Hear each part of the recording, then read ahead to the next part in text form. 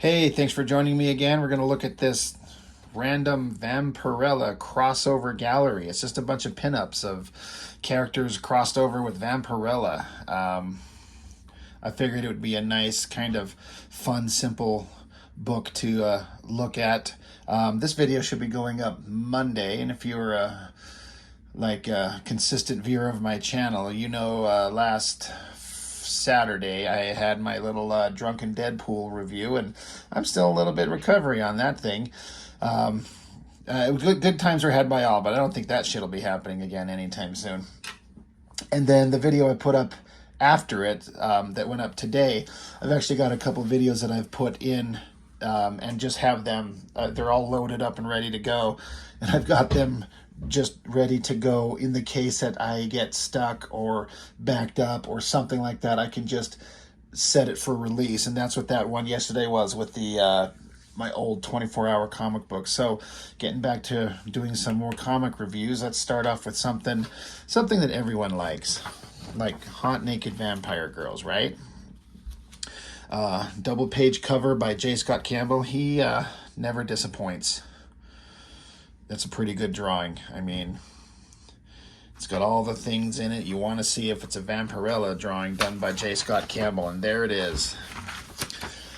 So I want to say, I can't remember because this has been so long ago. This is 1997. But I feel like there was some kind of like big Vampirella thing going on at the time. Maybe it was like some kind of like anniversary of the character's creation, something like that. But I was an artist. I always like good artwork, and so I picked up this random just book of cover images. Wizard 74. Not much to say about this, because if you don't want to know about Wizard, you go and watch the Cartoonist Kayfabe channel. They'll take care of you on that one for sure. But that art right there by Tex. I've been instructed his name is pronounced Tashira, but his painting work is amazing. But anyway, let's just do a quick flip through of all the cool artwork that's in here. We've got Jay Lee, Rick Mays, David Mack, Art Adams, Jim Silke. Is that, Silke? I just assume that's how you say his name. Mike Allred, Mark Beecham, Joe Quesada, Louis Small, Ethan Van Sciver, Jason Pearson. So that's a pretty awesome lineup. So we've got Jay Lee doing his Hellshock character in the second volume iteration, where he didn't have like the wild punk hair and all that kind of silliness in that original 4-issue miniseries. He had kind of a revamped version of which I have and we'll be going over. And that's the girl character that's in the book that's attached to him for whatever reason, connected with Vampirella, showing a picture of him. Like, I don't know what's going on. Oh, yeah, she bit him on his neck. That's right, and that's what they're looking at. That's the whole concept of that. It's a pretty good drawing, pretty good coloring. It's very different, but I kind of dig it. Yeah, if you've only ever read the first 4-issue Hellshock series by Jay Lee, and this does not look like that character, there's a reason, because from what I remember Jay Lee saying, he kind of overthought it and kind of, I don't know, I always got the vibe he kind of panicked, freaked out, and tried to rework it, and was never able to complete it. Just went back to drawing comics for other people and abandoned his own creation.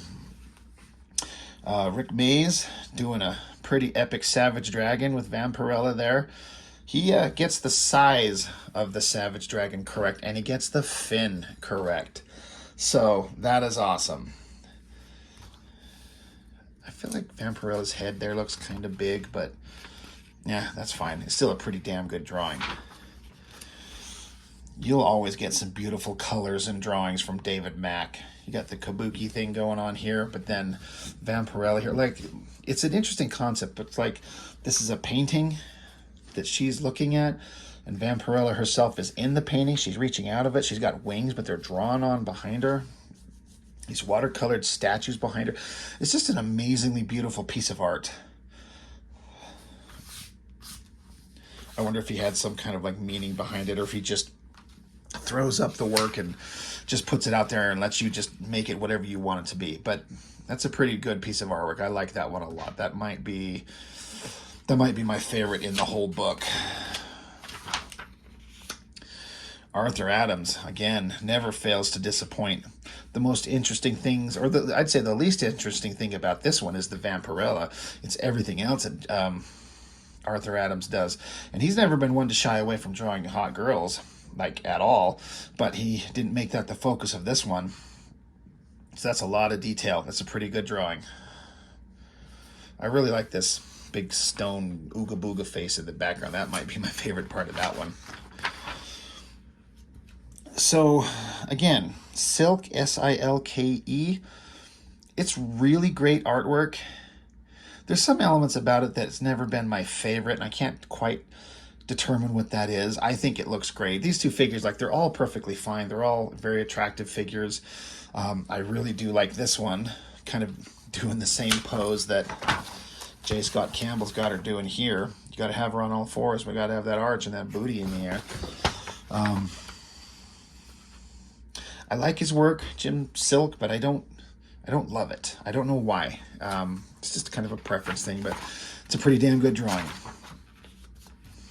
Mike Allred, the last guy you would ever kind of associate with drawing like sexy babes, but it's an interesting drawing. I don't know anything about Madman at all, so if there's some kind of like in-universe jokes going on here with him, whoever this guy is, the girl, I don't know about any of it. And I used to never really care for Mike Allred's work. I didn't get it, and I kind of get it now. I kind of, like, it's not exciting in the kind of the standard traditional way that you would think, especially from comics from the 90s. But I appreciate what it is, and I like it a lot more now. But at the time, I wasn't particularly thrilled with that. The colors, the rendering, the figures, it's just a beautiful piece of artwork from Mark Beecham, I believe is how you say his name. If you mention to me his name, there's only one thing that pops up to mind, is whenever he draws a female character, I swear it just, my brain always goes to, he always has that shot right there. And I mean, there's nothing wrong with like erotic comics, sexy drawing, whatever. It's just, it's so gratuitous. It's fine, but it kind of ruins it for me. It's such a beautiful piece of artwork. I think it looks so good, but I wouldn't show this to everybody. I would happily show, like, if my mom or dad or my grandma or someone were to come up, I would show them this piece of art. No questions. I would show them this piece of art. No questions. This one, because of that, it's so over the top. But all the rendering, the painting, the colors, the skulls down here hidden, the highlights. I mean, this is like all like hand drawn, hand painted. This is no computer, digital artwork. It looks fantastic. The highlights, again, the glows on the hair and off the butt cheek and everything, the stars. It's so well done, and the colors are so vibrant. But I mean, damn. But I guess if you make a good living at it, with that being your kind of artwork, then, I mean, who am I to judge? So, it's awesome, but kind of weird. I like Joe Quesada a lot. I guess I don't ever think of him as being a guy that draws, like, very attractive female figures. It's all fine, but it's all kind of not super interesting. So, I'm not going to linger on it too long. Like, it looks fine. I dig the colors in the background. I mean, that stands out. This is another Lewis Small with She. I'd completely forgot about this guy and his name and his work until I saw it in this book. I'm like, oh yeah, there was this guy that by that name. Don't know whatever happened to him. It's certainly very competently drawn. That's a hard angle, like this up angle. It's not very exciting. There's not a lot of movement or energy. It's just kind of, they're just kind of there. Like she's floating there and she's just kind of standing there. It's just fine. I like the moon. The coloring on the moon looks amazing. And again, this angle on that figure is really hard to do, but it's just kind of okay. So, not blowing me away. Ethan Van Sciver, I forget these, Cyberfrog and the Salamandroid. I never did read these books. The concept of a cyberfrog, I mean, it's kind of interesting. You hear that and you're like, oh, that's awesome. And if you had like a buddy in school that drew like a cyber frog on his, notebook in class, you'd be like, that's the fucking coolest thing I've ever seen. That's badass. And he like, spun it off into his own kind of character, and good for him. The figure on Vampirella is kind of okay. But again, it's just kind of, very good, very detailed, very technically proficient. It's good. It's fine. He's come a long way as an artist. Again, this is from '97, so it's quite a long time ago. But not my favorite.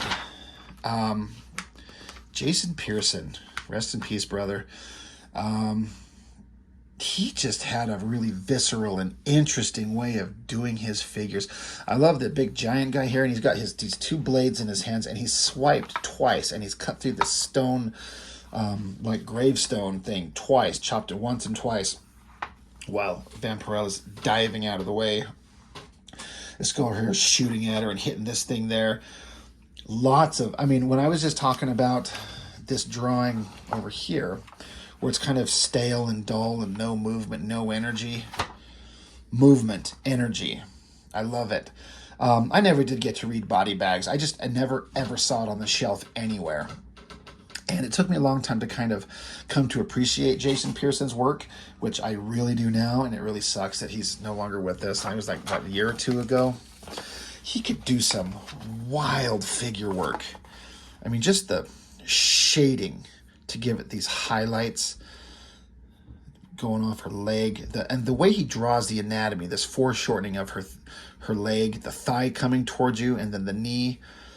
It all is so good. Gives her a monstrous chest and rock hard abs and very muscular, and then he gives the highlights for that drastic lighting on her. I would love to see the black and white on this to see what this would look like with all that lighting that he's indicating, and then the colors just makes it pop.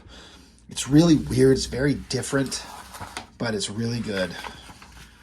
It's a shame we won't get to see any new work by him. And that's the end of the pinups in this thing. It just kind of goes over the characters and the creators that are associated with all the drawings that we just saw. I've got this book. It's Vampirella meets up with a version of Dracula. That was kind of okay. I remember reading that. It was fine. Grant Morrison and Mark Millar. Grant Morrison, man, if you want to listen to some really interesting interviews, go dig up on YouTube the Kevin Smith, Grant Morrison interviews that they do. There's like 4 hours of content of them talking back and forth, and I listened to it multiple times. It's always interesting. More Joe Quesada Vampirella, kind of all right. That's artwork that's okay. That's okay. Actual human woman dressed up in that ridiculous outfit. She's pretty attractive.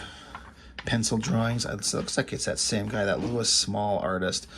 It certainly looks good, but I don't know. I like it and I don't like it. Certainly talented, very skilled.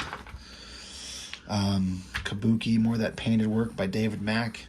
And Savage Dragon number 42, a comic book that's worth something. Worth reading. This is right in the midst of Savage Dragon being the best comic book ever made by Image Comics by far, and I'd put it in the top 10 favorite comics I've ever read in my life ever. Issue 1 through, I think it was 75. Those are perfect superhero comics, and it kind of ends because the dragon himself, they run into, this Damien Darklord, he's basically Darkseid in a way. He's like that kind of Jack Kirby type big monstrous character. They end up defeating him, but then there's all this time stuff going back and forth, and they run into this guy as like a 5-year-old kid, and Dragon, if I remember correctly, Dragon decides to end the future horror that he will bring by killing him as a kid. So he grabs his little ugly mutant face and bare-ass brains with his hand and crushes it, and it explodes into a temporal vortex of energy that shifts around the history of the universe that the Savage Dragon exists in, and the book was never as good again. He crushed that kid's skull, and the book just lost its way. And he tried to course correct, and it had some moments of being good and interesting, ebb and flow. But up until issue 75, it just went right to the top of awesome and stayed right there until he crushed that kid's skull. And then it was like up and down, up and down, up and down. Anyway, not much to it. Not a lot of story to talk about. No story to talk about, just the art. But all good stuff. So just a random thing that I found that I had, and I forgot about it. So, you know, after about 2 decades or so, I'll dig it out and like, well, let's look at this. Let's see what's going on here. So that's all I got for now. Thank you as always. See you on the next one.